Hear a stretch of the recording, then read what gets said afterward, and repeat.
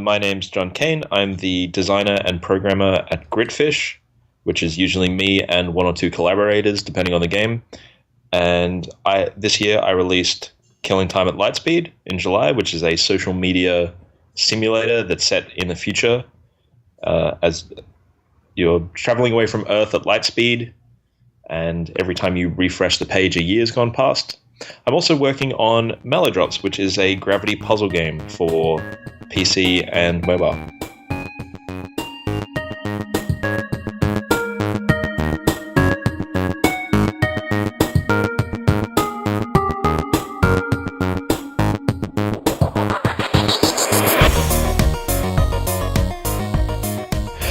Before Gritfish, I worked making promotional games and websites for film and television.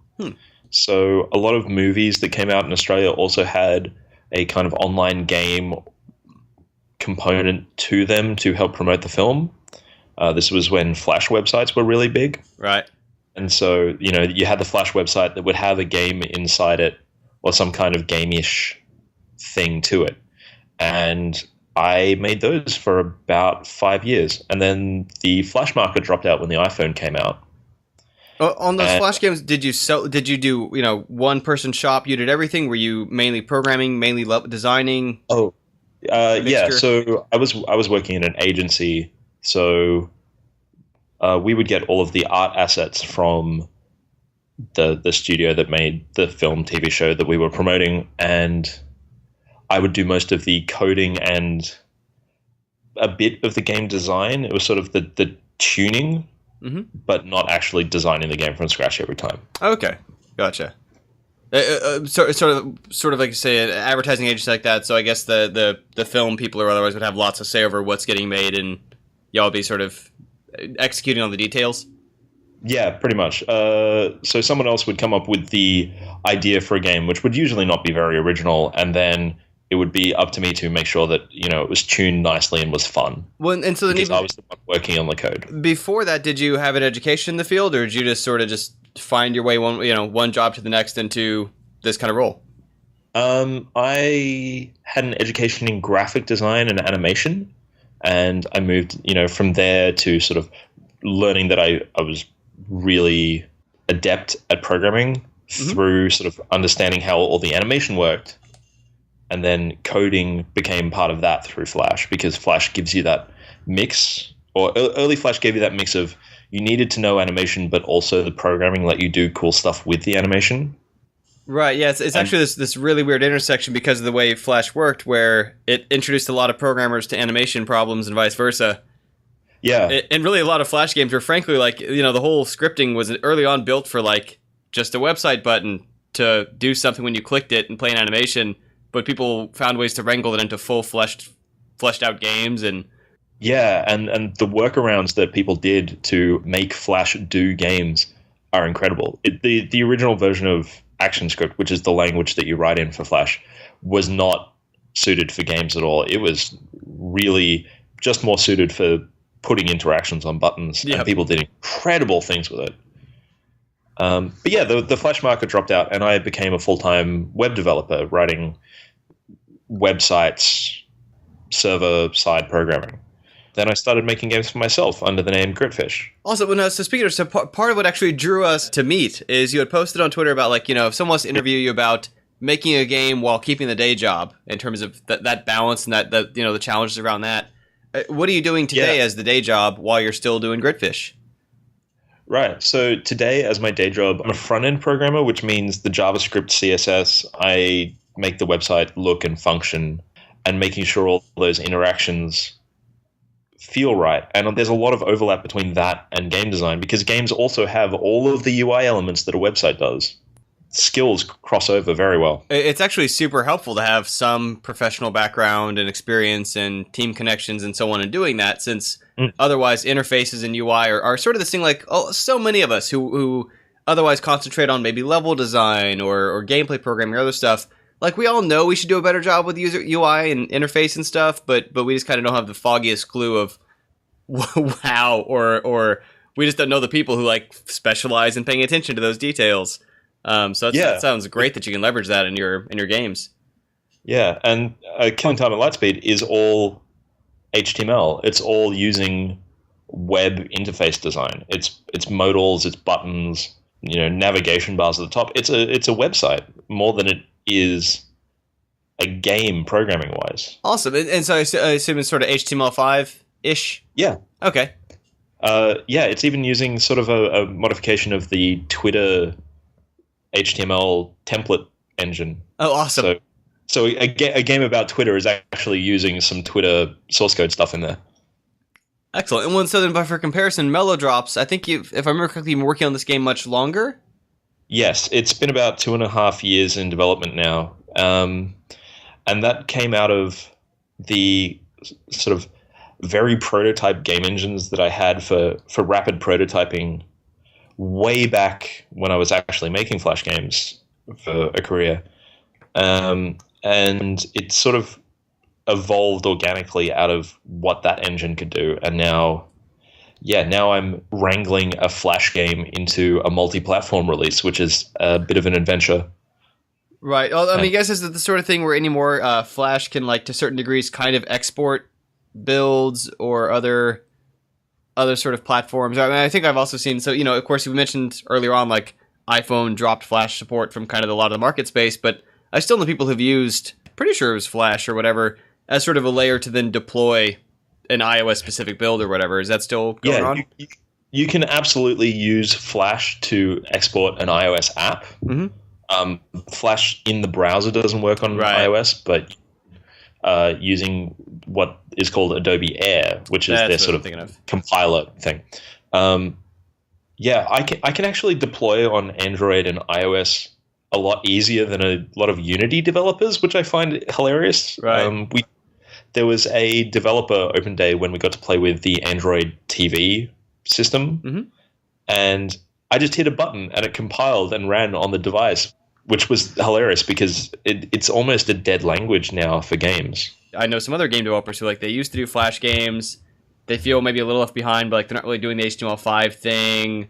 Unity doesn't seem like the kind of games they want to make, but it's great for them to hear that there are still channels, ways, platforms, Adobe Air, and otherwise that, like, you can still deploy those games, you can still do stuff with those skills, that particular format, programming language, old source code, etc.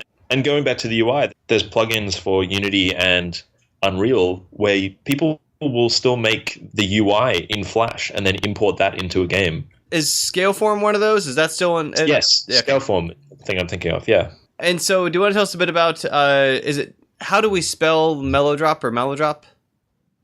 Mallow drops, like marshmallow. Oh, okay. So MALLOW drops. You play as two kiwis, which is a small flightless bird from New Zealand. And your eggs are lost in this kind of world made up of floating islands and trees. And you move in a way that's, if you've ever played the Pokemon games or Chips Challenge where you slide across ice and you keep going in a direction until you hit something, mm-hmm. You bounce around the levels like that. On phones, you rotate the device. On console, PC, you press buttons to rotate the screen and change gravity. And blocks will fall based on the gravity. So there is a sliding block mechanic on top of that movement. Eventually things get layered in, like blocks that will have spikes and will kill you, or pistons that you flick a switch and a piston moves, or portals, or all sorts of enemies that get introduced later. And so it's this layering and layering and layering. On top of that, just one mechanic of you can move or you can rotate the screen. Well, and it looks very kind of SNES era, like super cute, super good, super refined looking. But I was trying to pin down, of course, a lot of people are jogging or driving when they listen to a podcast, trying to help them picture what's going on. The bird's kind of 50% face. Yep. And also, when we say Gritfish, is you and a few other people, is it you and sort of just friends? Is it you and do you hire contractors? I hire contractors. So, okay. We should probably talk about the process of how I work, because, I mean, that's how we got in touch, was me ranting about, I have a full-time job mm-hmm. as a web developer. That pays enough that I can then afford to pay contractors to work on my games for art and music. Rather than going into sort of a profit share and maybe we make some money at the end or maybe we don't, I can say, are you willing to work for this much money and invoice as we go? That is, a lot more fair. It's like, yeah, you want to work on this thing. I'm happy to risk my free time to work and maybe get a profit, but I feel that other people who aren't as invested in the concept as me should be paid for that work. Well, and it takes the risk out of it for them, and it's because, if you're directing that work, it's not necessarily what they would want to take a bet on in terms of the risk. And I'm reminded of when I used to be in AAA life, where the studio had introduced some form of kind of bonuses based on like a game's success, which as a naive new employee, I was like, well, that seems great. That seems like what employees want. Everyone was super mad, and I tried to figure out why, and they were like, I don't have the choice here of which game in the studio I work on. I don't have a choice of, I do whatever the guy above me tells me is my job today to do, and whether or not the game sells well, it has to do with where they shove the marketing money at a higher level, and how the franchise does because of the movie association. It was all these levels of like, it's not their fault if it does well or poorly. And, when you find an art or a sound contract, if you're directing the work and you're like, hey, I need this done, do this, then like, there's a certain amount of work to be done for that, but it's, it's not their fault if the game doesn't do well, because like that was more on you as what you asked them to do, right? Yeah, of course. And for example, Marigold Bartlett, who did the amazing art that's in the intro and ending of Killing Time. Killing Time is a really niche game. It's a text adventure visual novel that looks like Twitter on a DOS computer. Mm-hmm. It's not a thing that's going to sell thousands and thousands of copies. To ask her to risk 6 months worth of time making art compared to something that could be paying her rent, it's a crazy gamble. A lot of the issue that I have with the thing I was ranting about on Twitter, where we celebrate these success stories of people quitting their jobs and taking these huge gambles. Those huge gambles are fine if you have a revenue stream. Like if Killing Time and Mallow made a ton of money and I was set for a year, yeah, I could understand taking a year off and making something with that year. But to live on next to nothing for a year and expect other people to do it for me, I think is the thing I have issue with. Also in America, there are ways of funding games. There's the Indie Fund. There are funding bodies you can go to. In Australia, we don't really have that so much, and so we look to America as this example of, as an example, Phil Fish. Phil Fish is Canadian. His game was funded largely by like Canadian government money, which we don't have which we don't have in the US.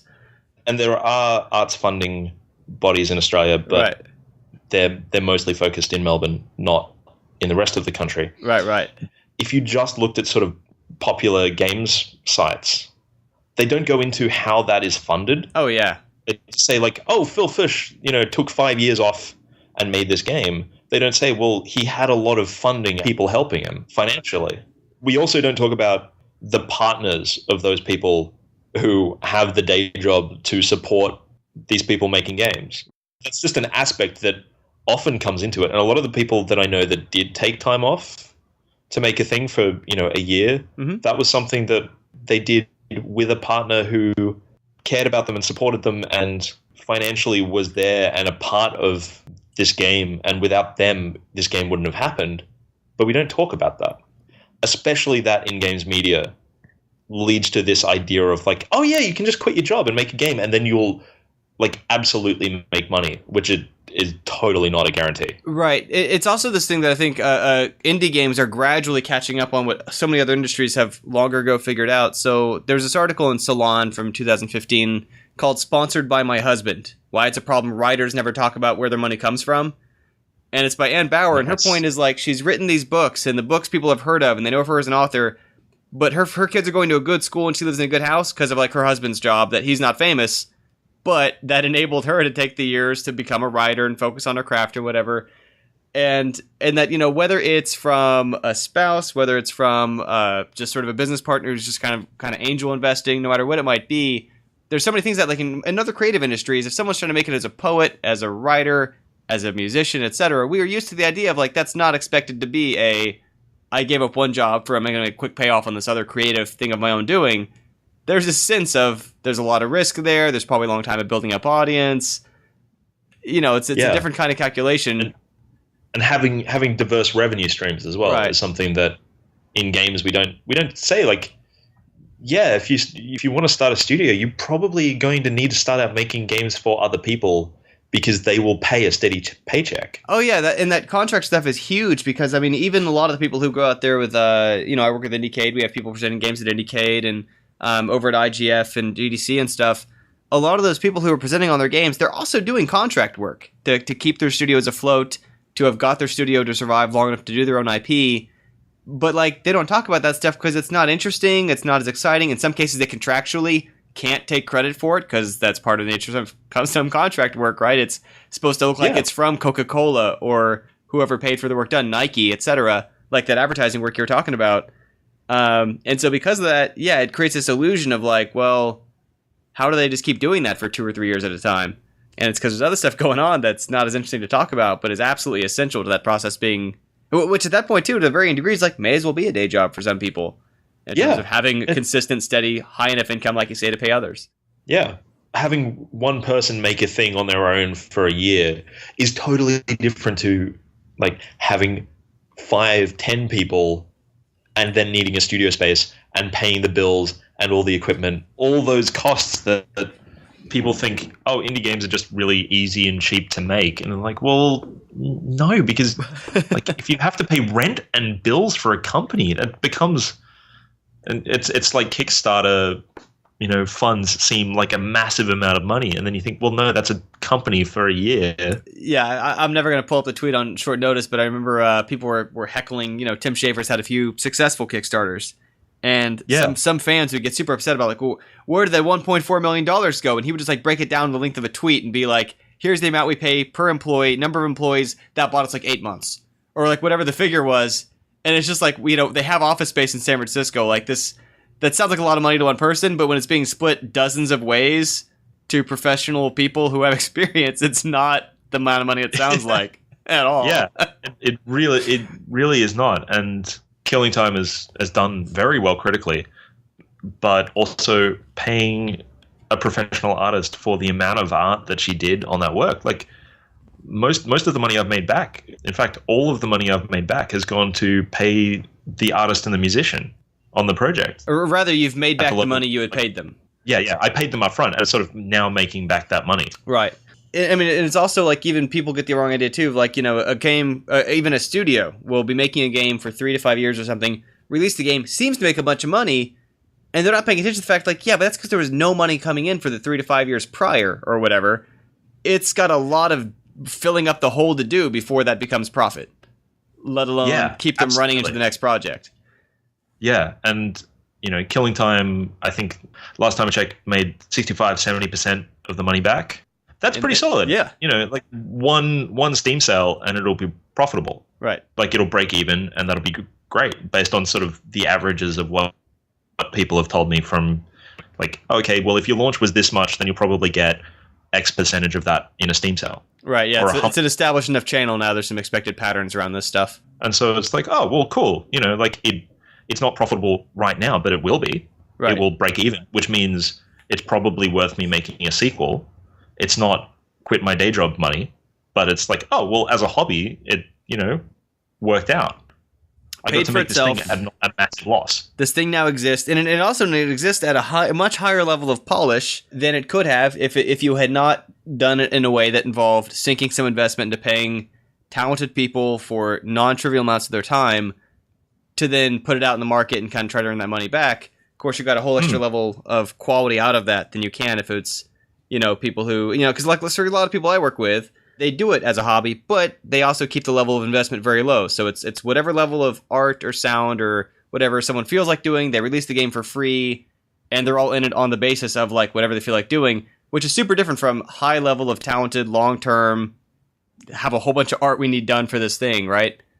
To then sell and become someone's profit, and that money's going somewhere. There was an Austin Wintory talk that I was at where, there are the projects that you do because they're going to make a ton of money. Right. And they're going to be a huge project. Or there are the projects that you want to work on because the quality of the work is important to you. And there are the projects that you want to work on because the people on it are great. And being able to say to Marigold Bartlett, who was an amazing artist and I loved some of her other work, it was like, would you like to work on this thing?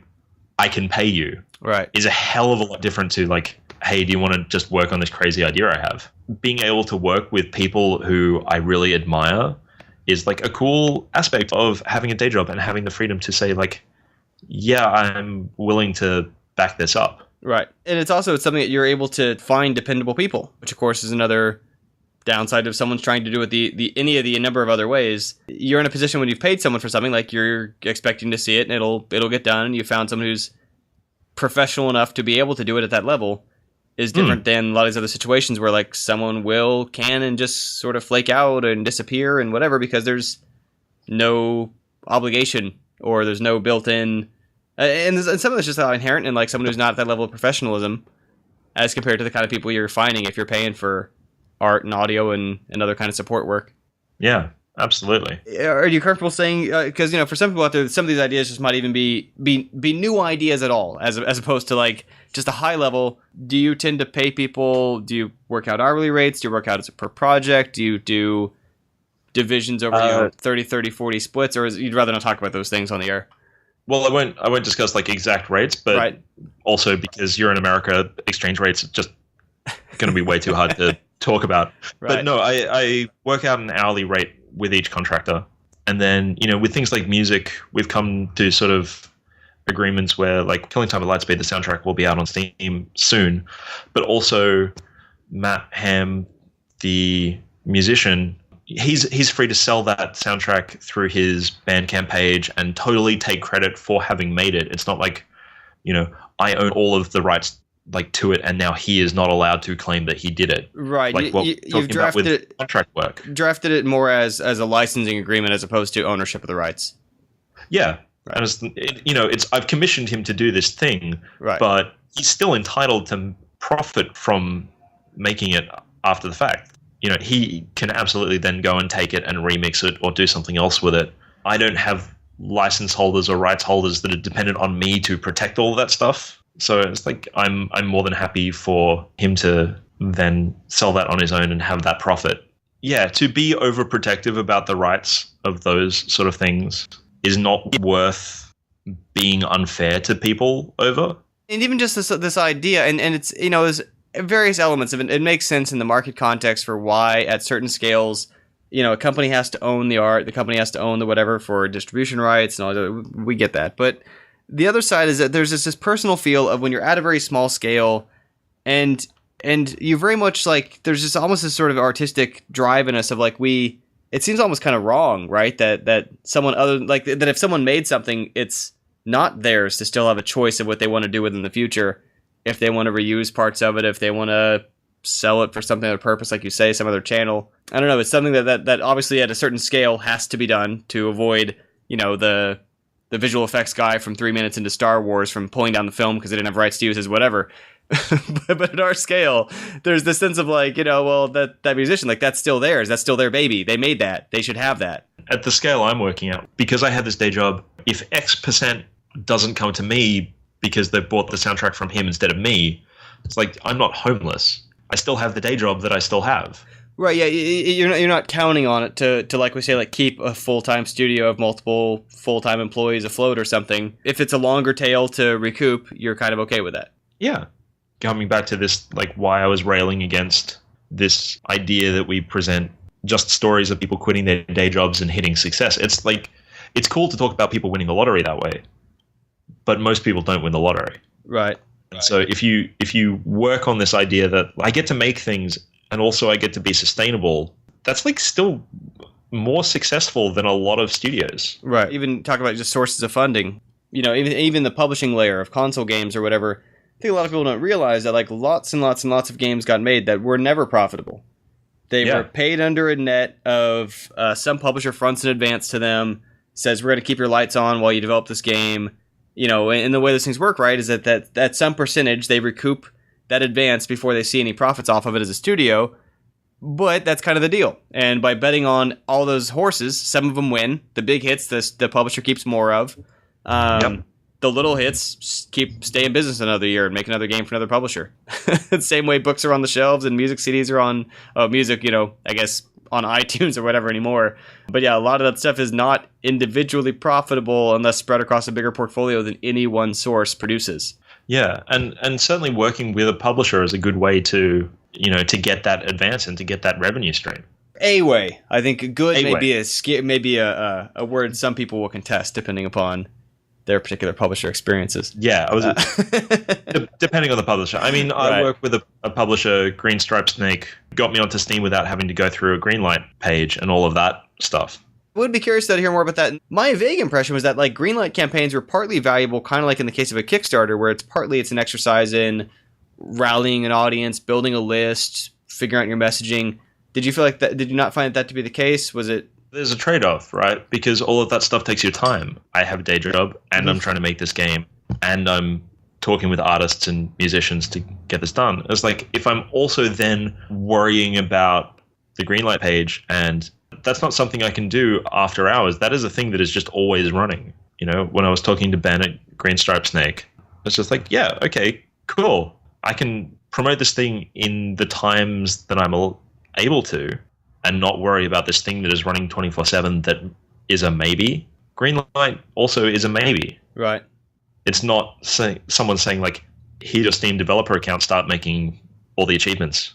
It's have this page, talk about your game for 6 months, and then maybe you'll get in. Also, the turnaround time on Killing Time at Lightspeed is, this was a thing that was 6 months. 6 Right. months on a Greenlight campaign, maybe it wouldn't have even gotten considered in that time. Gotcha. I mean, so did you do other things to market it in terms of, I think people are often curious to hear about experiences of how you got word out there, got in front of people, or found audience. Well, I mean, part of why I went back and took the 6 months to make the full version was because it got a lot of good press when the Game Jam version came out. It started off because I made hashtags in the game clickable. And so, like Twitter, you get that list of people who aren't in your feed, but who are talking about that hashtag.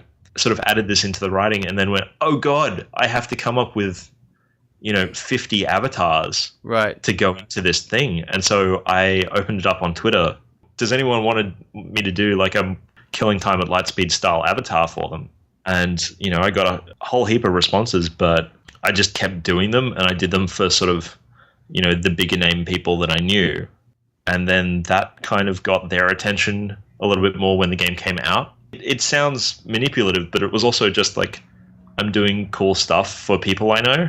Like, it was keeping marketing fun for me. It was just like, hey, here's this person done in my art style. Liam Twos has also been doing that sort of thing where he'll integrate avatars of other indie developers if he knows over Twitter and stuff into his game. And it's another way to kind of like raise visibility on these other people will at the very least be aware of his game. And of course, he got permission from everyone involved and whatnot.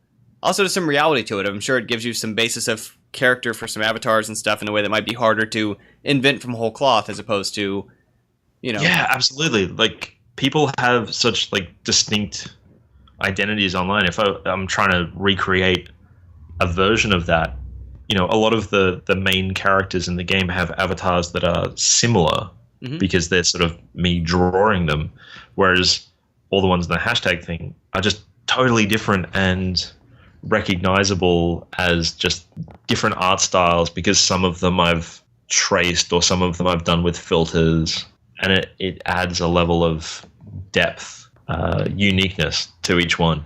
Each time I tweeted one of those avatars, I was like, hey, this is to promote this game that's coming out soon. You'd have people asking, what is with all these yellow avatars everywhere? Then they'd say, oh, it's for this game that's coming out called Killing Time at Lightspeed, and it's by this guy called Gritfish. A bit like some of those other awareness campaigns where obviously in many cases it's social causes, and I think I see a lot more of this in the US. I have no idea how much happens in Australia, but whether it's pride, whether it's in memory of some historical event, whether it's a tragedy in the world, whatever, it's one of the ways that people spread attention to things through their choice of avatar or otherwise. That does certainly happen here, but it does happen through Facebook and Twitter and like international things. And like Pride in America, the rainbow flags happen here as well for that. But yeah, so avatars, making avatars for people, and that's also a neat way in that. And so you were drawing those avatars for people, right? Yeah. And so that was the way. It was your time. You're kind of giving a gift to other people that they can use, which is kind of fun. It's sort of a neat way to do it. I think I did about 200. 200 of them. Awesome. In terms of Mallow drops, what have you been doing for promoting on Mallow drops? Mallow drops I've been a bit quiet on because, over the last few months, because most of it has been finishing off the programming, which is not very tweetable. Mm-hmm. But now I'm starting to fill in all of the background art and finish making it look really pretty. So there'll be lots of GIFs showing off, this is a mechanic, this is how pistons work, and this is how blocks work, and showing off the little details in the game. And, there's no guarantee that any one of those tweets is going to get a huge amount of attention. That is a game that I can kind of depend on looking interesting and people sort of seeing it and getting it. Whereas Killing Time at Lightspeed, how do you make a trailer for a game that's entirely text? How do you promote a game that is an hour and a half, 2 hours of reading? Yeah, it's so much less visual and spatial and pretty.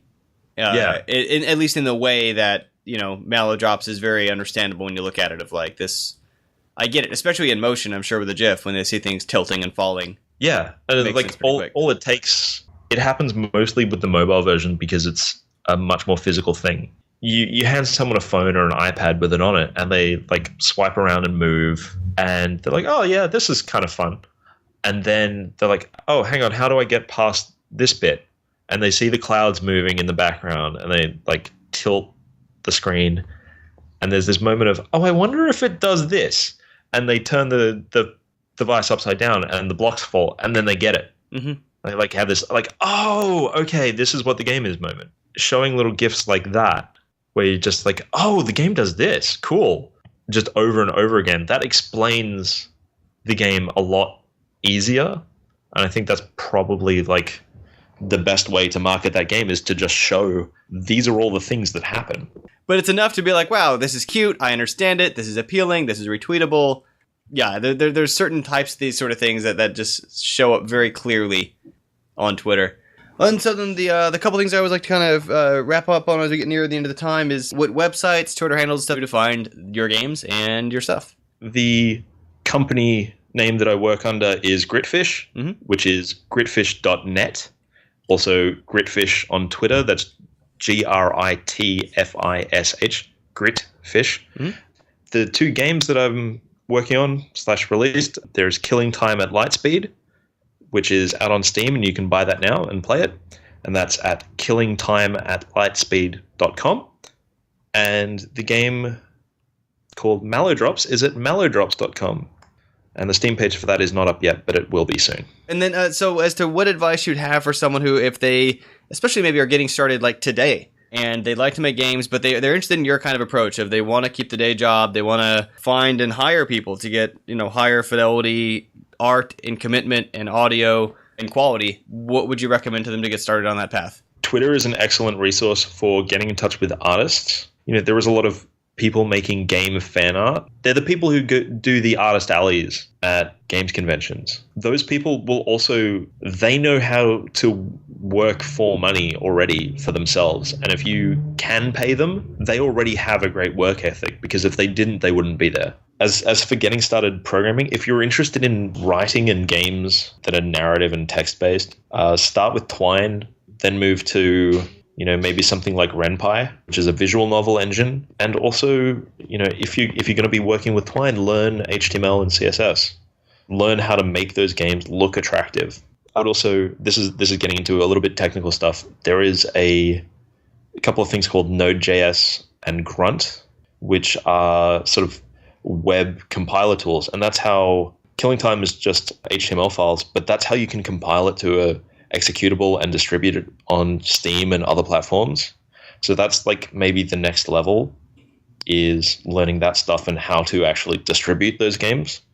And I will probably before the end of the year have a great big write-up on how to use those to compile multi-platform, iOS, Android, Mac, Linux, PC games from HTML. And also make games in the things that I mean, I'm making games in HTML and Flash because those are what I use in my job. There are people who know a lot of print design and could make excellent card games. You don't need to use Unity if you know how to make games in other things. Awesome. Well, sweet. Okay, well, thanks so much for taking time for the call. Cool.